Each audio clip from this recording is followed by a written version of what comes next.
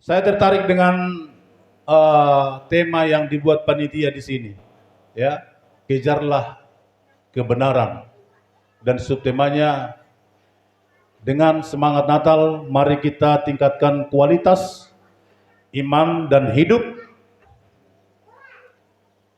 Hamu cuma jahala na auslit. Temanya 1, 2, 3.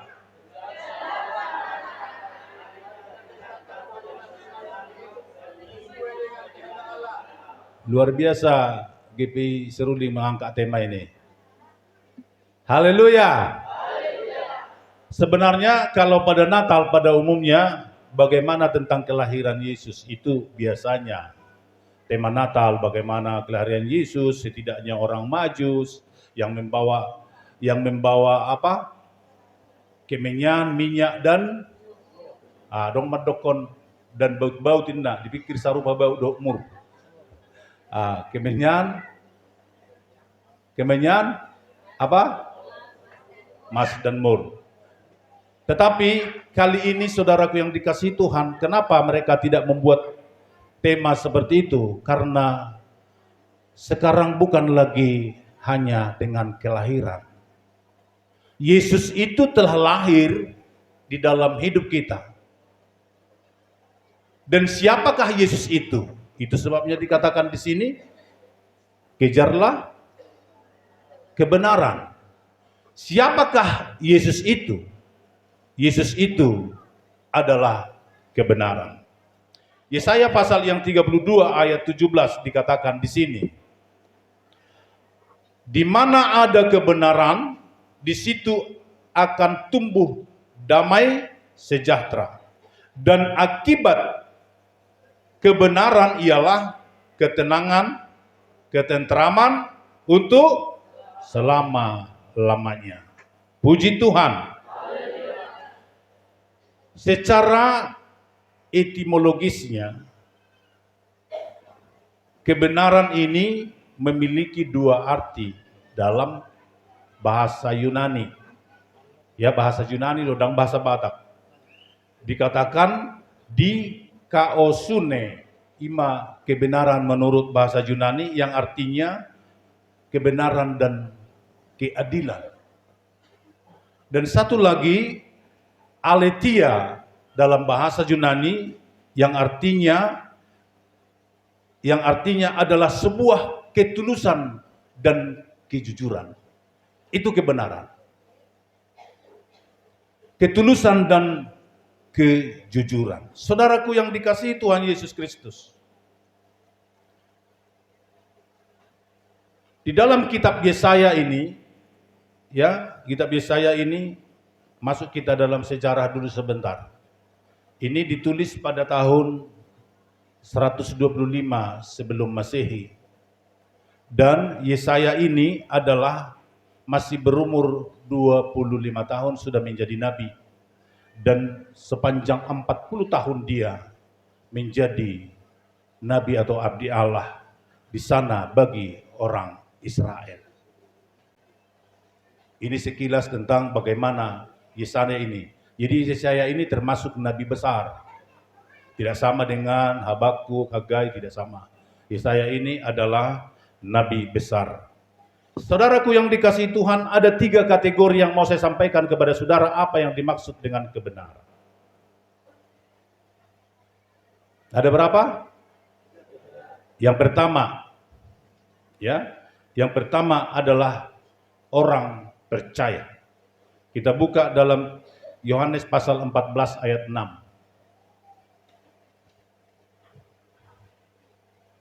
Coba dibaca. Yohanes pasal yang ke-14 ayat 6.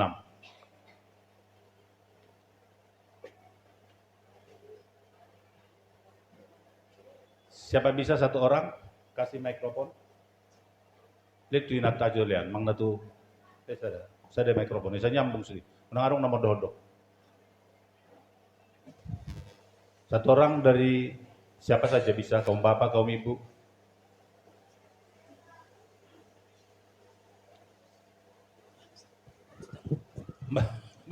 Haleluya.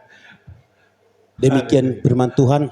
Kata Yesus kepadanya, "Akulah jalan dan kebenaran dan hidup. Tidak ada seorang pun yang datang kepada Bapa kalau tidak melalui aku." Akulah jalan, kebenaran dan hidup. Kata kebenaran di sini, Yesuslah jalan kebenaran itu.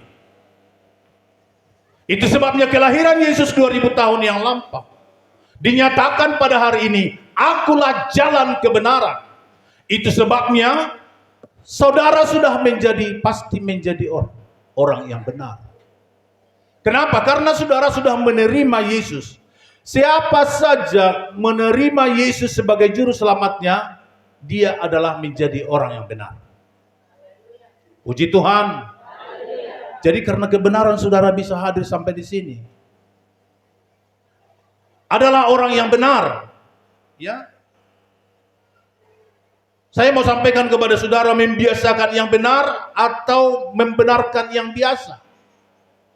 Coba dulu dijawab. Mana kira-kira? A, membiasakan yang benar. B, membenarkan yang biasa.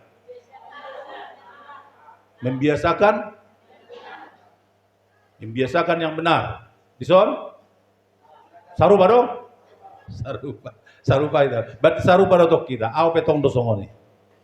Membiasakan yang benar, bukan membenarkan yang biasa. Pada akhir zaman ini, hamba-hamba Tuhan pun sudah banyak membenarkan yang biasa. Itu sudah biasa. Hamba Tuhan harus seperti ini, harus seperti ini. Kenapa kamu tidak seperti itu? Itu sudah biasa. Lihat hamba Tuhan di sana begini, begono. Sehingga yang dilihat adalah yang biasa, bukan yang benar. Makanya semakin ke sana, semakin ke sini hamba-hamba Tuhan atau orang-orang pilihan Tuhan semakin merosot. Karena apa? Karena sudah melihat yang biasa.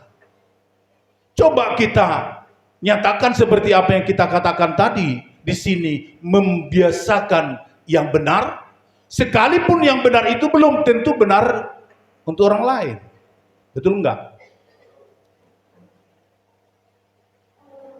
Tidak disukai oleh orang lain. Itu sebabnya Pentakosta itu bukan karismatik. Jangan digabung-gabungkan. Kita karismatik katanya. Pentakosta bukan karismatik. Pentakosta adalah karena kuasa Roh Kudus. Aliran Roh Kudus itu Pentakosta. Kalau karismatik punya karisma dia. Orang yang punya karisma tidak perlu direhe-rehei. Pasti setiap berkata dia, berbicara dia banyak orang. Anggota dewan lah biasanya. Itu ada ini itunya. Jadi bukan karena karisma, tetapi karena kebenaran. Kebenaran adalah roh. Kebenaran itu adalah roh. Itu yang pertama. Kupatok beda? Atau patok metak kupamu. Yang kedua, tadi yang pertama apa? Orang percaya. Yang kedua, orang yang dipercaya. Orang yang kita ini semua orang percaya. Orang Kristen yang telah menerima Yesus sebagai juru selamat adalah orang percaya. Pertanyaannya, apakah Anda orang yang dipercaya?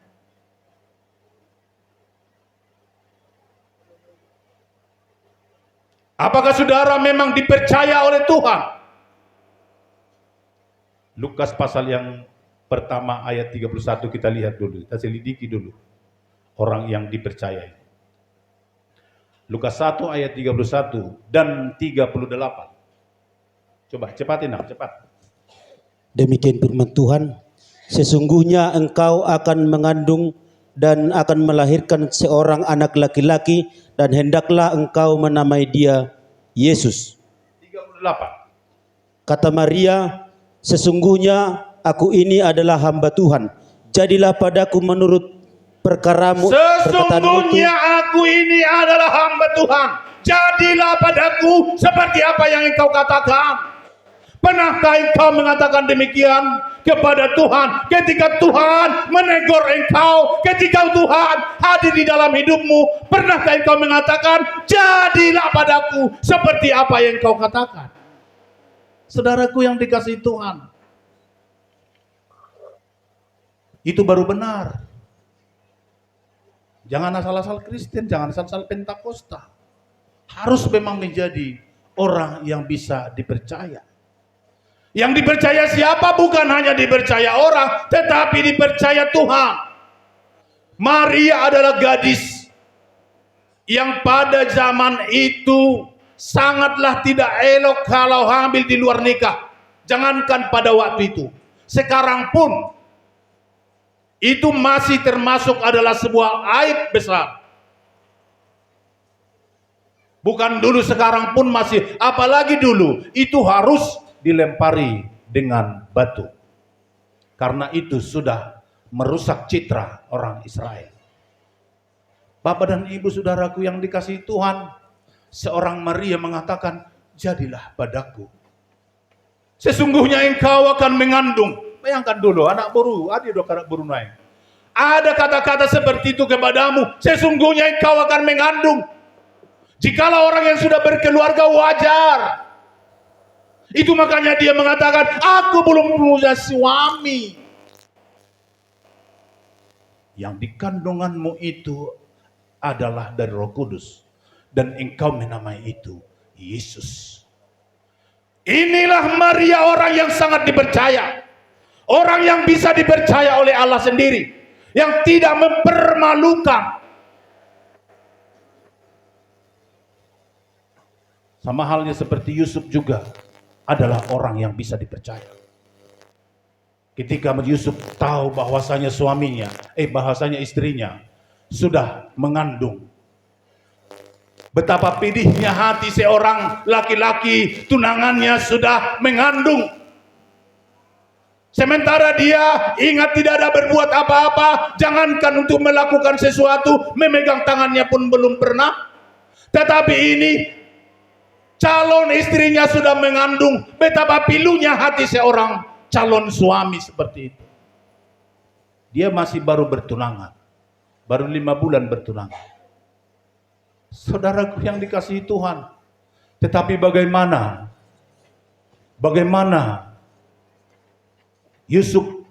tindakan Yusuf pada saat itu. Itu sebabnya saya katakan, Yusuf juga adalah orang yang bisa dipercaya. Dia diam-diam ingin menceraikan. Dia tidak umbar kepada orang, hei calon suamiku sudah begini.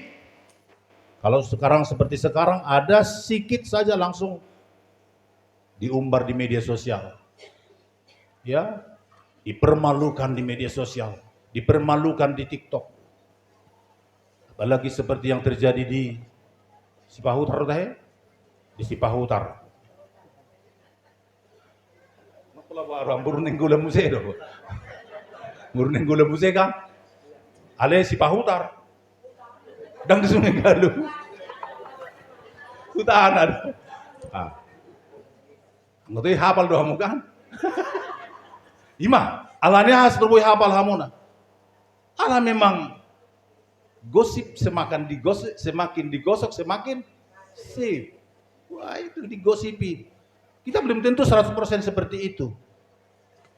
Ada apa sebenarnya? Seakan-akan laki-lakinya terzolimi. Ada apa sebenarnya? Saya bukan memihak karena dia bernenggola. Tetapi karena kita hanya mendengar sebuah berita dari seberang. Makanya seperti itu. Dan memang dipermalukan. Sehingga ada kata-kata saya dengar, dan si buah itu bibur nenggolan. Bahwa tu dulu lihat na dok, dang tua mua, naruh ke berhampi mabuk burnenggolan. Tersibuat tu burnenggolan.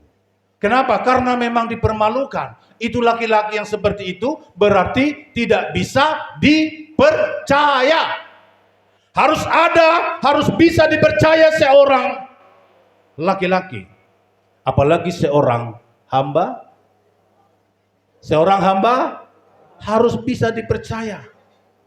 Saudaraku yang dikasihi Tuhan, hamba Tuhan sekarang banyak yang tidak bisa dipercaya. Kenapa begitu? Karena dulu juga seperti itu. Siapa kira-kira hamba Tuhan dulu yang tidak bisa dipercaya? Coba siapa kira-kira? Ada seorang hamba Tuhan yang hebat, yang dekat sekali dengan Elia, yaitu Gehazi. Gehazi, ya. Coba kita buka dulu 2 Raja-Raja pasal 5 ayat 23. Asal jelas.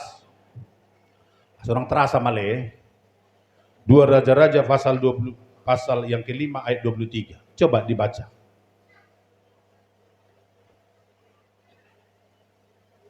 Demikian firman Tuhan. Namun Naaman berkata, silakan ambillah 2 talenta. Naaman mendesak dia dan membungkus 2 talenta perak dan 2 pundi-pundi dan 2 potong pakaian, lalu memberikannya. Sampai di situ. Ya, sampai di situ saja. Ayo foto halakope. Sampai di situ. Ya. Naaman, Elia memberikan kesembuhan kepada Naaman. Naaman waktu itu sakit keras atau sakit kusta. Lalu disembuhkanlah. Naaman sudah membawa uang banyak, pakaian, harta, segala macam untuk dipersembahkan kepada Elia. Tetapi itu semua ditolak. Saya menyembuhkan, diberikan kepada saya secara cuma-cuma, dan saya menyembuhkan secara cuma-cuma. Dan dia pun, Naaman pun seketika itu langsung menjadi tahir dan bersih kulitnya seperti kita-kita ini. Bersih langsung. Kalau penyakit kusta langsung putih dia. Koreng-korengon semua. Ini langsung bersih seketika itu. Lalu Naaman pun pulang dengan kudanya. Lihat, Gehazi adalah pembantu atau hamba daripada Elia. Hamba daripada Elia, dia datang menyongsong Naaman. Pak, bahasa sekarang. Naaman apa? Ada apa? Mintalah pakaian. Mintalah persembahan itu. Minta. Oh iya silakan. Iya, ada hamba Tuhan di sana yang kekurangan. Sehingga apa? Diberikannya. Dan diberikannya uang itu. Uanglah saya katakan, pakaian sebenarnya di sini. Setelah itu dikasih tahu, lalu bertanyalah Elia, dari mana kamu? Saya dari sana. Dia mencoba berbohong. Tetapi Elia mengatakan kepada dia, apa yang terjadi? Karena engkau mengambil uang itu, maka penyakitnya pindah sama kau.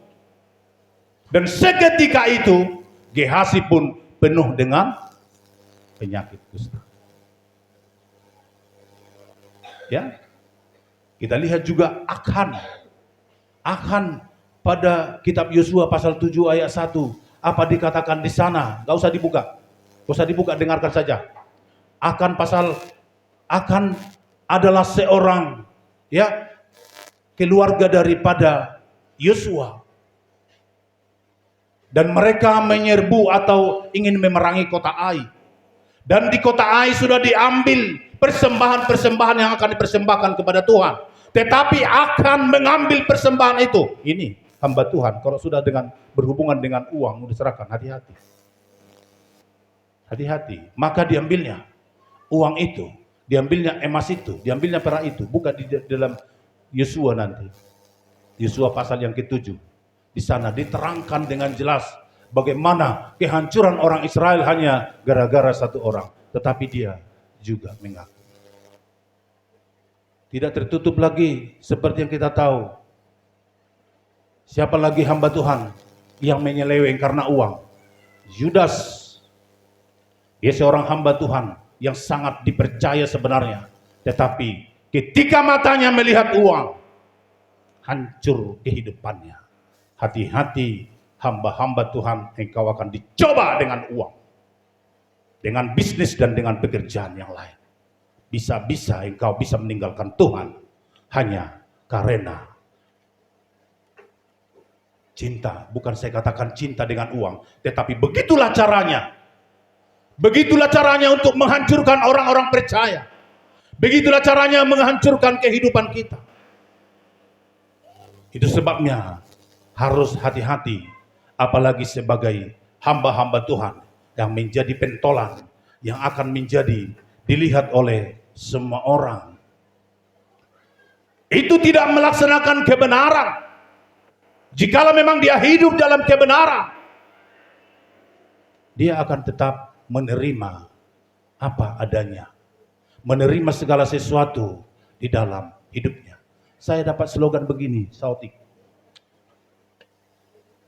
Penderitaan orang bukan karena pahitnya situasi keadaan kepada dia. Situasi keadaan kepada dia membuat dia menderita. Sebenarnya tidak. Ya. Orang menderita karena keadaan dia, keadaan ekonomi, keadaan sakit penyakit, keadaan itulah makanya kami menderita keadaan. Sebenarnya bukan karena keadaan. Jadi karena apa? Orang menderita karena apa? Karena tidak menerima keadaan. Tidak bisa dia menerima keadaan itu. Sebenarnya Tuhan tahu segala sesuatu apa di dalam kehidupan kita. Jikalau kita mau terima keadaan itu. Mungkin sakit penyakit, nikmati saja. Mungkin jemaat yang tidak beruntung, nikmati saja. Saya belajar sama istri saya, kita nikmati saja melayani. Udah kusiapkan mobil 3, tapi 1 nggak bisa berisi. Kata dia, bagaimanalah ini? Bukannya aku minta uang dari apa, tapi kayak ginilah, seperti inilah. Terima saja, supaya kita bisa bahagia. Melayani itu perlu kebahagiaan, saudaraku yang dikasih Tuhan. Jumlah jiwa banyak itu bagus, tetapi sedikit juga bagus. Puji Tuhan. Ada keadaan yang Tuhan nyatakan dalam hidup kita. Bisa kita diberikan jemaat yang banyak. Bisa kita diberikan jemaat yang sedikit. Ada juga jemaat yang sukanya cuma bandal, melawan aja kerjanya. Itu adalah berkat.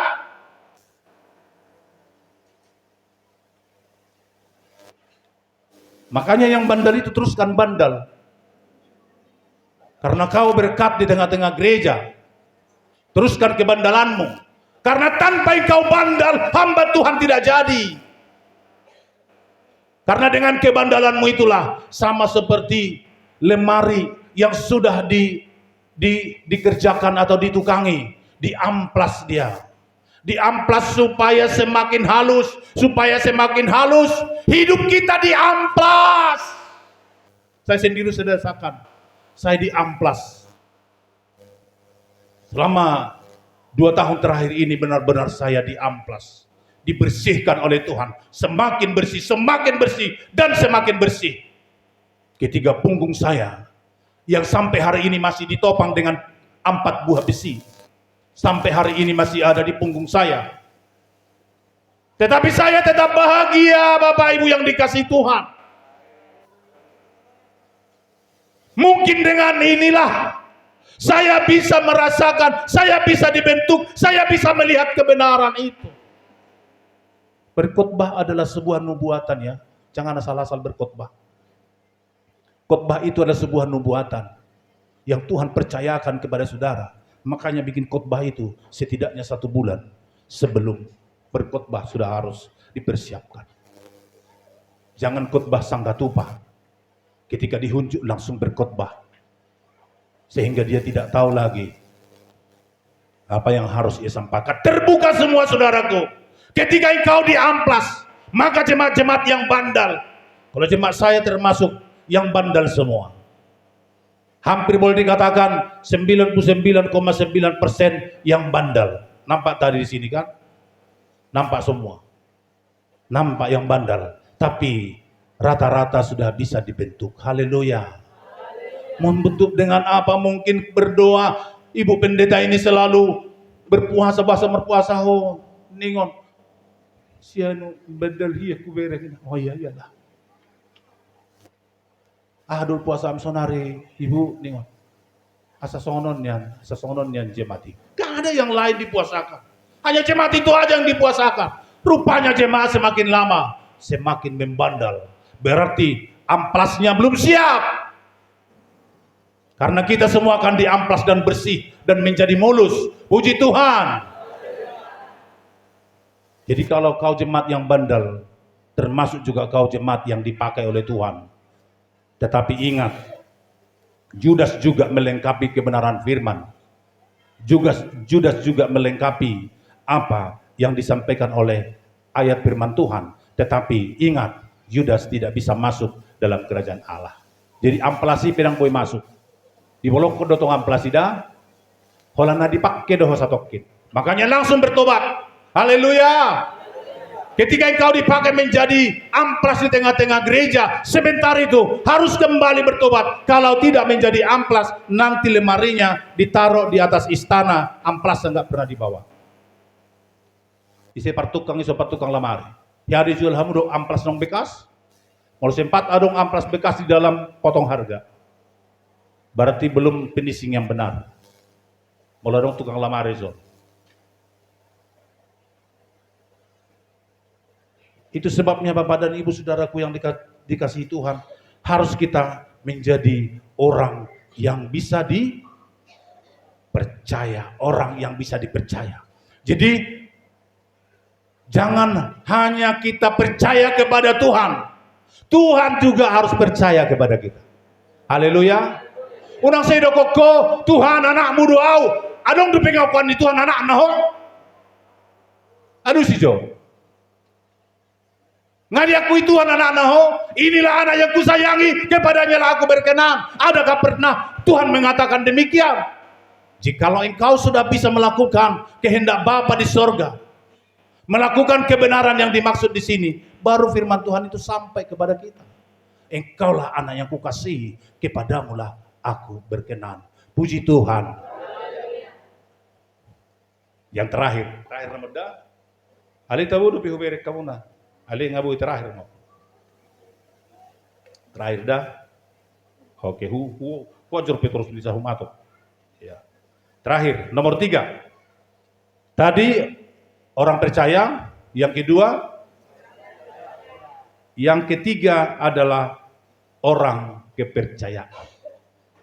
Orang kepercayaan kita buka Matius pasal 16 ayat 19. Orang kepercayaan.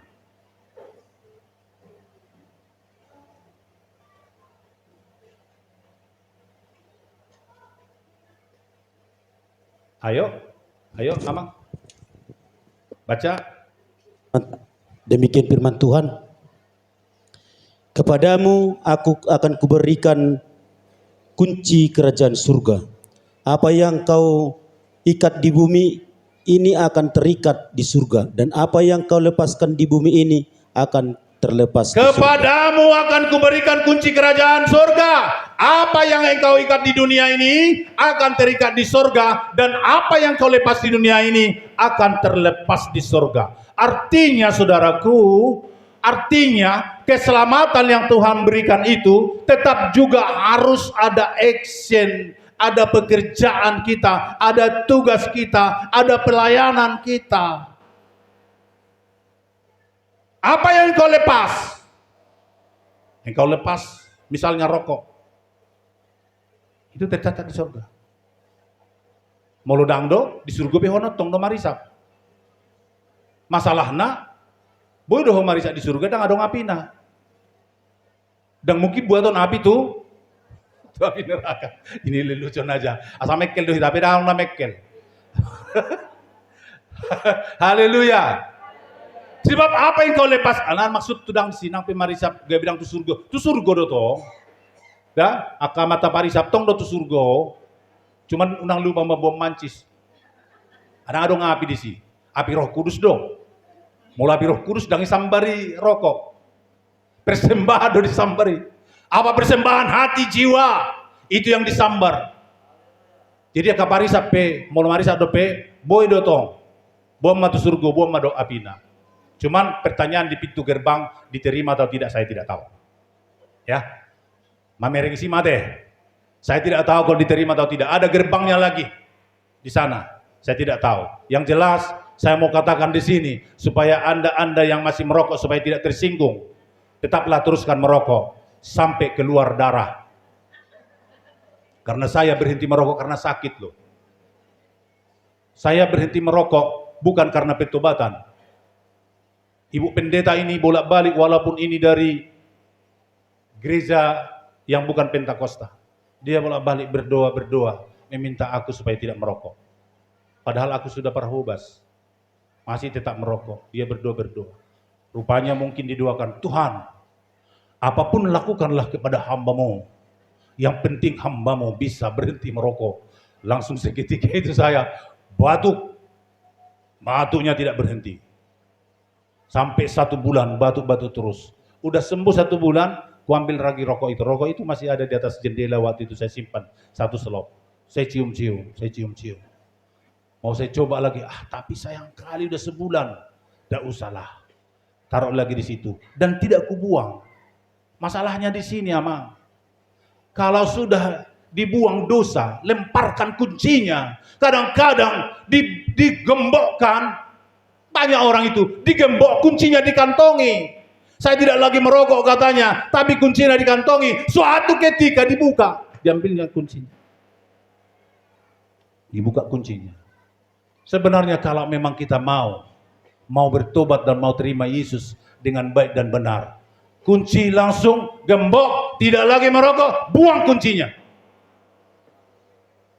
Buang jauh, bila perlu ke Sungai Kandis. Sungai Arizona dong. Molo tu leu tandon ni taruhon, sang siku diduri berubah pikiran. Pada bukan. Tornaso ni mah, dia dong sungai sok langsung lempar Roma tu sih. Haleluya. Iya, harus memang permanen kita sebagai hamba Tuhan, harus permanen kita menjadi anak-anak Tuhan, menjadi Pentakosta, harus permanen, harus terlihat dari setiap tata bicaranya, cara pandangnya, semua harus berbeda. Firman Tuhan mengatakan dalam kitab Roma, unang masarobak kamu rok portibion, harus berbeda. Harus tampil beda. Bukan di penampilan actionnya, tetapi di penampilan perkataannya, di penampilan gaya bicaranya. Itu yang perlu Bapak Ibu yang dikasih itu. Puji Tuhan. Apa yang kau lepas, apa yang kau ikat akan terikat di surga, dan apa yang kau lepas akan terlepas di surga. Semuanya saudaraku tergantung daripada perbuatan kita. Tergantung dengan apa?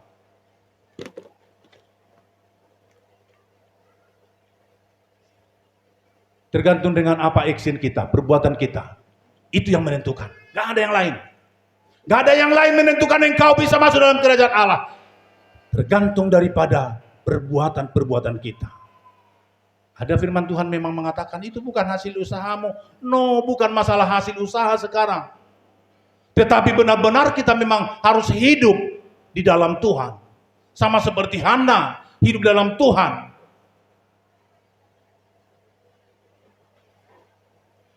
Tujuh tahun dia punya suami, habis itu suaminya meninggal, belum punya anak, dan dia tetap tinggal di bait suci Allah. Selama berapa? Karena umur 84 tahun dia baru melihat Yesus. 84 tahun dia melihat Yesus. Berarti selama 40 tahun itu dia, saudaraku yang dikasihi Tuhan, menjanda dengan baik di hadapan Tuhan. Bukan menyukai yang biasa, bukan membenarkan yang biasa, tetapi membiasakan yang benar. Puji Tuhan. Oleh sebab itu Bapak dan Ibu saudaraku yang dikasihi Tuhan, saya ingin sampaikan kepada saudara dalam 2 Korintus pasal 4 ayat yang ke-16, ayat yang terakhir, ayat mengunci.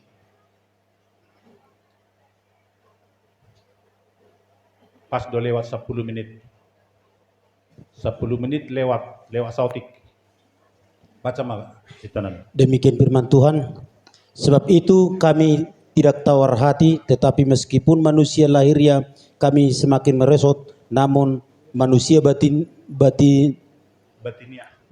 kami dibaharui sehari demi sehari. Sebab itu kami tidak tawar hati, tetapi meskipun manusia lahiriah kami semakin merosot, namun manusia batinnya kami semakin dibaharui dari sehari.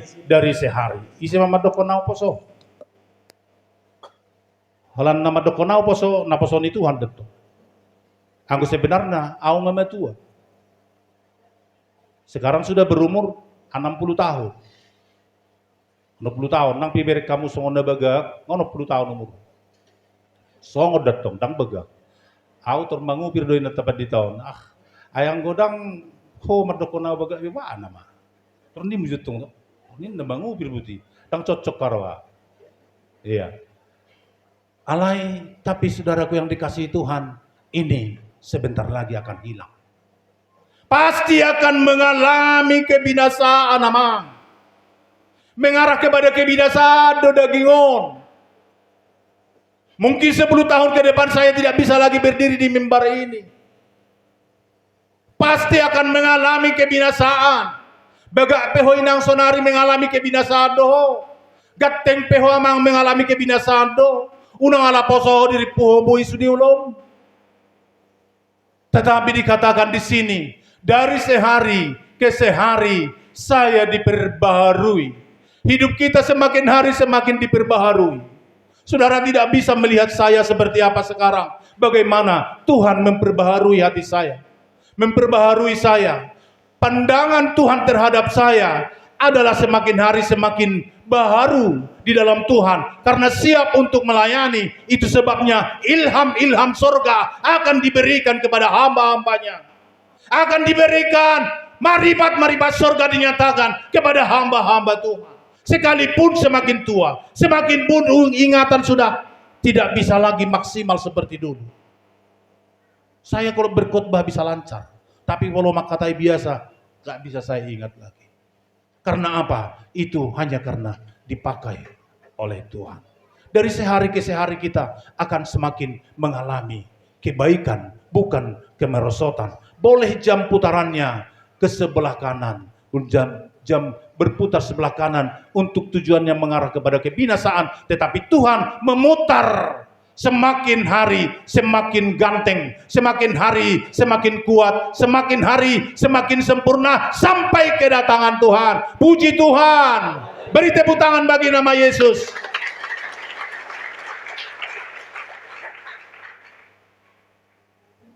Oleh sebab itu Bapak Ibu, jaga hati.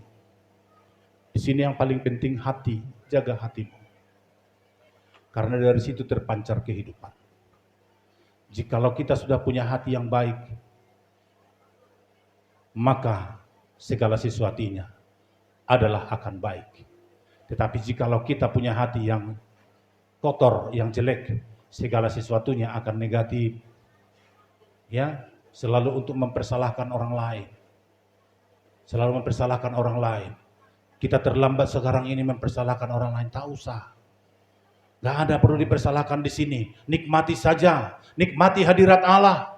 Seperti apa yang saya katakan tadi, sebenarnya penderitaan itu tidak ada.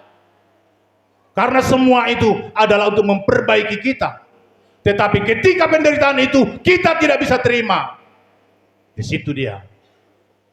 Di situ kenanya. Ketika penderitaan tidak bisa diterima, di situ kenanya sehingga menjadi menderita.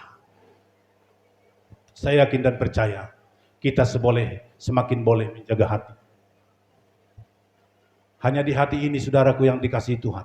Pernah dosen saya atau waktu seakpi, Bapak Pendeta kita, Pendeta J. Silalahi mengatakan begini. Ya, ada dia sampaikan begini waktu dia melayani. Saya nggak tahu, mungkin disampaikan juga waktu di sini. Ceritanya begini. Waktu pulang ibadah, dia berduduk bersandar di pinggir, di belakang seperti ini. Lalu di depan itu kan jalan Batuan Nanggi. Itu kan gereja-gereja Batuan Nanggi. Di depan itu jalan Batuan Nanggi. Jadi pas jemaat ini keluar, macetlah jalan Batuan Nanggi. Sampai datang polisi untuk mengatur kendaraan. Lalu berbicaralah Bapak Pendeta ini di dalam hati. Dalam hati ini ya. Berbicara di dalam hati. Ngagudak KPJ Matto. Hanya itu. Langsung ada teguran. Ini hebat ini. Kalau orang langsung ditegur seperti ini, orang hebat. Kalau nggak ditegur itu tidak tahu dia kesalahannya. Langsung ada teguran. Ada ibu-ibu bernubuat di situ. Ini cerita Bapak itu. Bukan saya tambah, bukan saya kurang. Saya tidak mau. Apa yang ceritakan Bapak itu saya copy paste. Ada ibu di situ bernubuat menyatakan, engkau sombong. Di mana kesombonganku? Tapi dia teringat. Engkau sombong ketika melihat jemaatmu sudah banyak. Hah? Lalu teringatlah bapak itu, datanglah minta ampun kepada Tuhan. Saudaraku yang dikasihi Tuhan, saya kira cara yang seperti itu biasa. Itu sebabnya jangan membenarkan yang biasa. Biasa orang bisa ngomong seperti itu. Jangankan di dalam hati, di luar pun biasa seperti itu. Tetapi bagi Tuhan itu tidak suka. Tuhan itu tidak mau dengan kata-kata yang seperti itu. Ya, Tuhan tidak mau dengan kata-kata seperti itu. Masih teringat kita dengan Raja Daud. Raja Daud pernah menghitung tenteranya. Dihitung orang Israel, dihitung. Disuruh kepada Yoab. Yoab, cek dulu berapa tentara kita. Dicek. Orang Israel berjumlah 1 juta. 1.100.000 ya. 1.100.000. Orang Yahudi berjumlah 700.000. Lalu itu saja menganggap dia sudah kuat tenteranya. Itu pun dimarahi Tuhan. Baca nanti lebih jelasnya, boleh saudara baca di kitab Raja-Raja. Di mana itu tertulis? 2 Tawarik, 1 Tawarik berapa? 1 Tawarik 18. Ya, di 1 Tawarik 18. Kalau ini semua harus dibina, ini semua mudah-mudinya juga. 1 Tawarik 18 di sana. Ketika dia menghitung atau mengecek, kalau sekarang menghitung hartanya di jurnal, ngama morah kita HP, kira-kira begitulah bahasa. Nggak hebat kita HP. Ada 1.100.000 tenteranya yang bisa angkat pedang orang Israel. Dan ada 700.000 yaitu orang Yahudi. Berarti 1.800.000 kekuatan, belum termasuk suku Lewi dan Benjamin.